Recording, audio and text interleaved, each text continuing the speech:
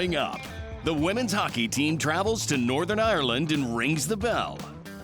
Men's lacrosse has a program that sticks to a winning formula. And you'll meet Haley Newman, a captain of the BU swim and dive team who's making the most of her time as a Terrier.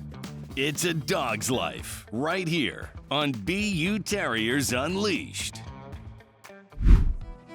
In January, the BU Terriers women's ice hockey team traveled to Northern Ireland to play in the Friendship Series, a 14 tournament held at the SSE Arena in Belfast. Of course, when our administration asked me if we wanted to do the trip, it was a no-brainer, but having gone there, having that experience, we summed it up when we came home that it was a pretty special one, and we had so much great time away from the rink, and you're seeing it pay off now.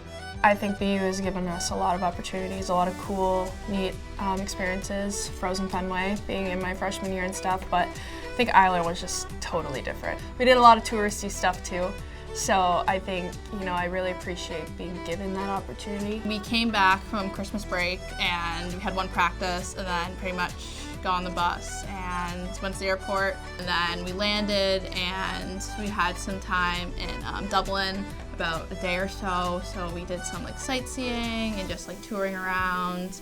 We did a team dinner, but we had a lot of free time. A lot of families were there and stuff. My dad was there, and it was really cool to be able to spend time with him, but then spend time with some of my teammates, and then do things with our whole team and stuff as a group. I think the way they set that up was really good because it gave me the opportunity to bond with a lot of people. The first 3 days were all sightseeing. It was a day in Dublin, then it was on the way to Belfast, we stopped at a castle, and then from there it was a black cab tour and learning the history of the city to the Titanic Museum. And we did all of that leading right up to game day, and then we rolled from there. The castle was super cool. I loved that. I think the history there was really cool to see. I'm a bit of a history nerd, so that was a fun experience. And then I really enjoyed the Titanic Museum as well. We did a walkthrough of seeing how much time they put into it, and then seeing what it looked like on board, the commons, the different rooms for first class, second class. And then I think just seeing the impact it had on the world, and they had a amazing tribute to it. And I think it was kind of one of those things where you walk into the room and you just are silent because it just hits you, and you get to see this impact that this terrible tragedy had. There was a life jacket there. There was only, I think they said only one of 12. It was very touching and very moving to me. That was set up very well too. Personally, I love the Titanic Museum. I think it puts it into such context, and even just the importance of Belfast, the city itself, and the industry there, and how they contributed to trade. And for me, that was one of the highlights. We did a bus tour in Belfast and learning about the history and the peace walls, and we got to go actually see the peace walls and sign them. So learning about all the history between Ireland and Northern Ireland was really fascinating, and something that I didn't really know too much about prior to going on this trip. I'm a big Game of Thrones fan too, so the Game of Thrones tour was super cool. Walking through and you're seeing all the different creatures from the different seasons, and you're seeing kind of the architecture and how everything was built. They had all the costumes and all the setups of kind of bigger scenes. The community welcomed and embraced the players, and there was a shared passion for the game of hockey. The people were amazing, and it was so unique because you felt like a tourist. You felt like you're in a different country, but the shared experience and ability to speak English and excitement around what hockey's doing for that city, you felt it through every interaction, and I know our players did as well. I think the culture in Ireland was really interesting. Everyone was so friendly, and they just wanted to talk to us, and they wanted to teach us about their culture, and I thought that was super cool. Being in Belfast, I think the first thing I noticed was how welcoming, how friendly everyone was. They always want to start up a chat and to ask you about your experience so far. The trip offered a unique experience that the players will use in the future. We truly got to treat them like pros and adults and young women. It's what we've wanted from them a little bit more in our environment as pros, but also just as people. They want to play pro. They want to play in the Olympics after college, and to be able to travel, handle distraction, manage what your body needs and control what you can control, but still perform while you're doing it. You can't manufacture that in a season. It was pretty awesome. Up next, the Terriers traveled overseas for more than a cultural experience. There were hockey games to play and a shot at a championship. We have the highlights next, so stay with us on BU Terriers Unleashed.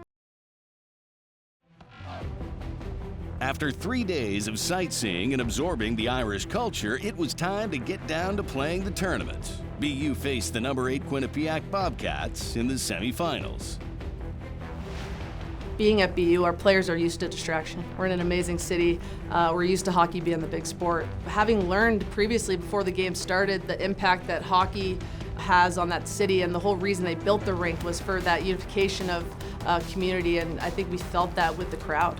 Getting the opportunity to, play somewhere where they're trying to grow the game and embracing the experience and playing in front of, an amazing crowd in Ireland, like it's a once in a lifetime experience. So you go in there and you're playing a good team and have to play hockey at the end of the day.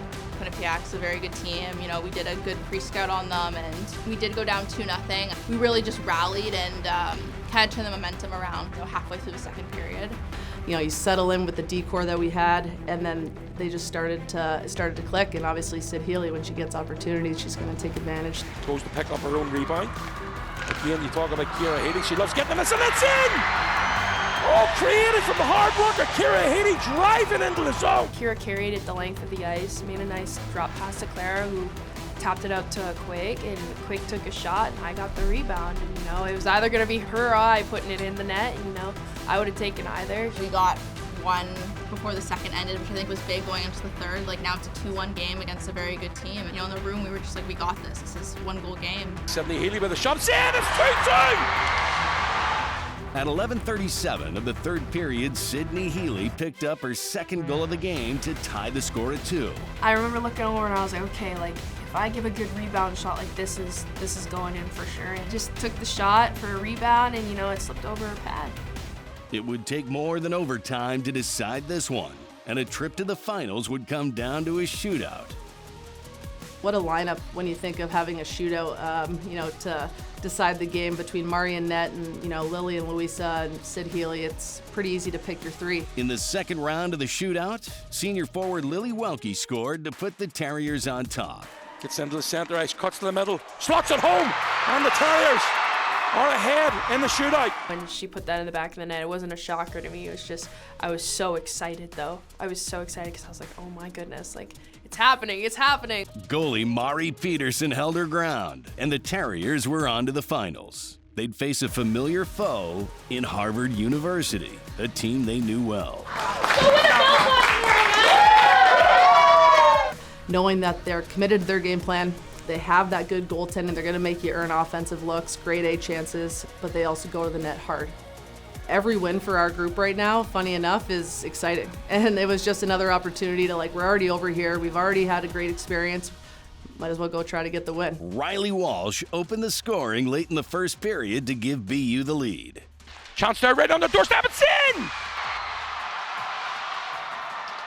Harvard tied it up early in the second period, but 36 seconds later, Lily Welke gave the Terriers the lead again. Chance at the back door, it's just got it now!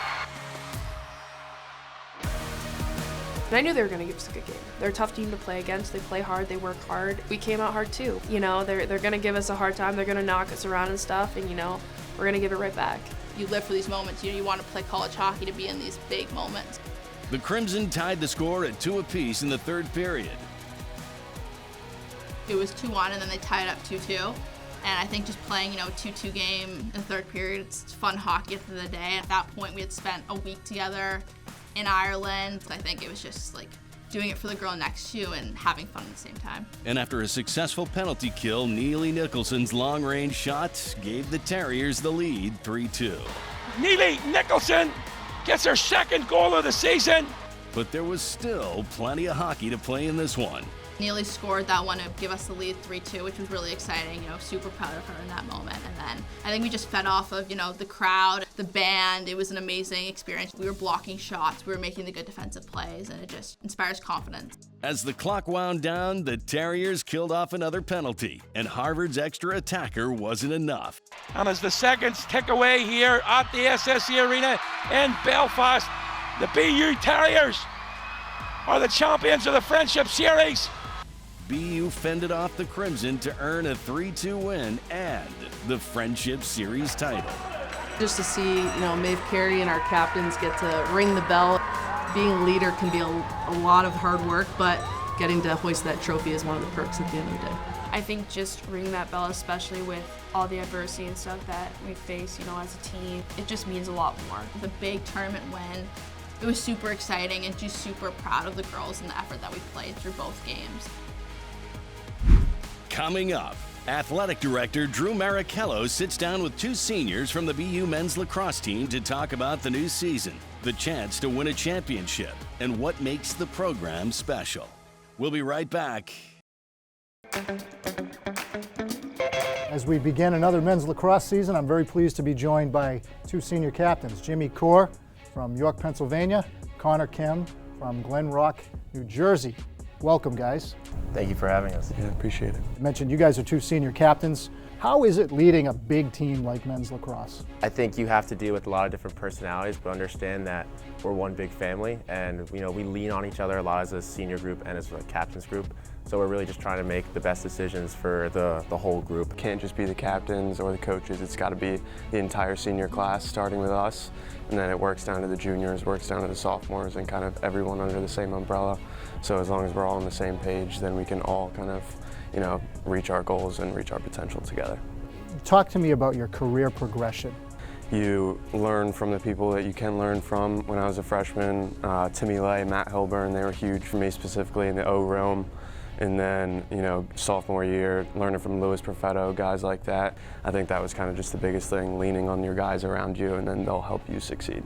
I think that first year is really just about getting acclimated, being a sponge, learning from the older guys. I had some really talented upperclassmen that were also very generous and trying to take extra moments to teach me and guide me through different processes. So I was very fortunate to learn from them so that when my time came, I was prepared and I just went for it. I haven't looked back since. What is it like having this connection with guys who played, not just when we started the program, but when we were a club team? It means the world to us as players just to have those guys always in our corner. It's very helpful, I think, both from a professional standpoint in terms of the job process and networking and things like that, but even just in terms of keeping in touch with your friends and just getting some advice for on the field. Having that alumni network, whether it's professional or just very casual, and you still have your friendships and your bonds, it's something really special. What's it like playing in front of them at Nickerson Field? It's electric. When just being able to look up into the stands and see your friends and people that you know through the program really cheering you on, it really means a lot because it shows that they care. It shows that the relationships you built with them were meaningful and that they're taking the time out of their weekend to come support you. We're talking about all this work that they put into the program and how much care they really have for us as people. So you definitely owe it to them when you step out on that field to put your best product out there and obviously try to win a game, win a championship. We've been really close to winning that championship 2 years in a row. What's the message for the team this year as senior leaders? We have so many young guys coming back from the team last year, and we kind of have to show them that we were able to get far last year and make it to the championship, but that doesn't mean we've proven anything this year. Yes, we have a lot of talent, but that won't mean anything if we don't get better every day, if we don't work our hardest every day. And I think carrying that mentality throughout the entire season and making sure that we're not just focused on the championship, but we're focused on every week, every opponent. The message is understand that nothing is given to us. I think that, to Jimmy's point, we have to go out there and earn it. We've obviously had successful years the past 2 years, but we've come up just short. And the mindset going into this year is doing everything that we possibly can so that we not only get back, but we can get over the hump, win a championship, bring the trophy back to Boston. What do you think about playing in the Patriot League? I think it's awesome. I think it's a very unique style of lacrosse compared to different conferences across the country. I think it's a very fast style.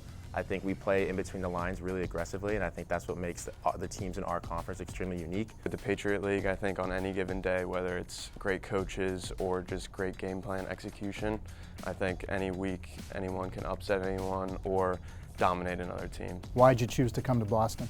This place ultimately has the best of all three aspects that I was looking for in terms of the lacrosse. It was very competitive. The opportunity to be a part of something greater than yourself, to take a program from one place and bring it to a higher standard is something that was very important to me.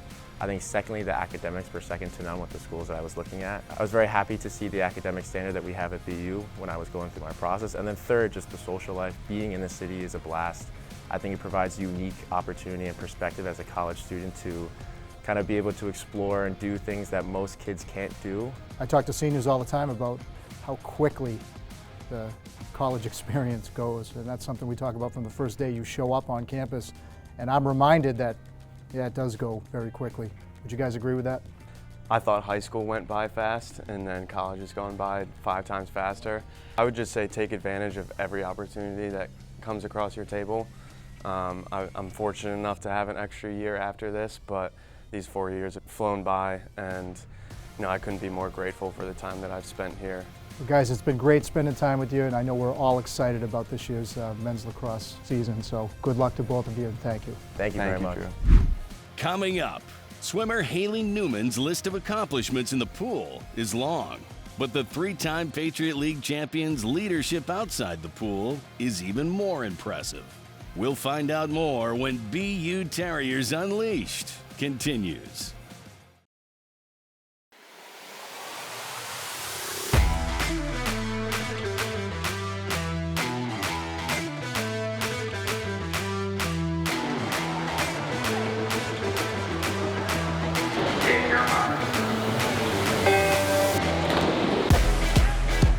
Haley Newman is one of the most decorated student athletes in the 50-year history of the BU swimming and diving program.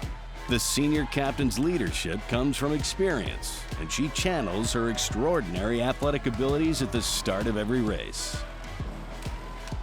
I have less anxiety now and I think more adrenaline. I'll be behind the blocks before a race and I'll be like, I've been doing this for 14 years. Like, I know how to swim. I know my race plans. Like, I'm confident in what I can do and the results I can bring. When she gets on the block, she just goes, and you get to see her go fast in practice. But when you see it in meets, it's like a totally different person. She just turns it on immediately and just goes, and it's so amazing to see. Coming to BU, I knew she was unstoppable. She was Patriot League champion her first year, and I remember being so excited to come and train with someone like her, and she pushes me every day since day one. I would say in the moments that matter, she's there, and when she does have something to say, people pay attention. And when she has something to say in a race, like, she will make it known. She loves running people down at the end of a race. It's really fun to always see her reel people back in at the end of like the 400 IS. In this team, like, one individual's win is a win for the whole team. And so I remember my freshman year, I won my first race and I got out and everyone was so happy for me. I was like, wow, this is awesome. The women's team is the reason I continue to do this sport, no matter how individual it is. I think a lot of her motivation comes from excelling for the benefit of the team, scoring points for the team, getting her team hyped up, more than any sort of like individual, accolade that might come from that. Haley's from Anaheim, California, and although there were lots of college options for her, she trekked the 3,000 miles to Boston and found a home here at BU. I wanted a new experience, and Boston was really cool. And I really, really like the campus. I love it. It's just a straight line. I can never get lost. There's a never-ending list of things I could do here. Out of the pool, Haley has embraced all that BU has to offer. My first year as the head coach here, she came up to me pretty early on in the fall semester and just shared like, hey, I want to be more involved. And has been involved with the Bloom Leadership Academy here, has been a member of SAC, has collaborated with Emily Howard, who's our Director of Career and Leadership Development, on work with the Newberry Center for helping first generation student athletes better acclimate to the environment here. And I think really what she was able to do was look at her own experience and put other people in her shoes and see like, what do I wish I had? I wanted to be able to involve myself as much as I could and be present in the community as much as I could. My sophomore year, I applied to be the SAC rep for the team and into Bloom Family Leadership. So Bloom Family Leadership program, they basically just like support you and teach you skills that you're gonna need transitioning out of college into the real world. So like job applications, interviews, how to communicate with people, how to resolve conflict in workspaces or other environments. SAC is Boston University's Student Athlete Advisory Committee, and about once a month we'll meet together and we're kind of the liaisons between the overall Patriot League into our actual teams. Her commitment to mentoring is really great. She also does a lot with the first-gen students. She is a first-gen herself, so she has really made a platform, I guess, in athletics and other communities across BU trying to help other people who are first-gen. She is a natural teacher. She's going to be a teacher. I think she gets a lot of joy in like mentoring others, directing others, helping others. It actually was coaching swim that helped me realize that I wanted to be a teacher. I declared English with a minor in education. And I think the good part is that I really enjoy it. She's a team captain this year, and I myself am a co-captain with her. And she's always been a #1 supporter for all of us. That's what we look to her for, is her vocal leadership, her ability to like rally her teammates to do a challenging thing, to step up and compete. I'm able to be a captain alongside some of my best friends. The other 2 women's captains are also my roommates, so we're all very, very close. And so I think being put in a leadership role can be a little bit intimidating, but knowing that I had great people to lean on made it like a lot easier. That's going to do it for this episode, but we'll be back soon to bring you more great stories on the student athletes and programs at Boston University.